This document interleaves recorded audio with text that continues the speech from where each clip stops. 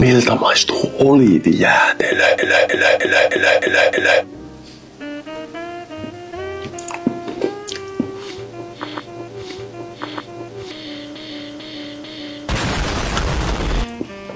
Täällä on näitä oliivipalasia.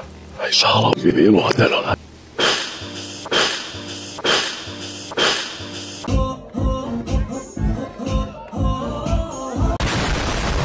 Aivan tajuttoman suolainen.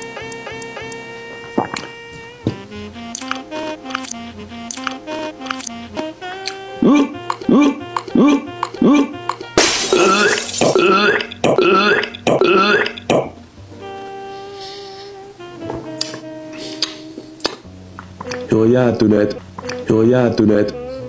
Oliivinpalaset. Aivan hirveän makkuus.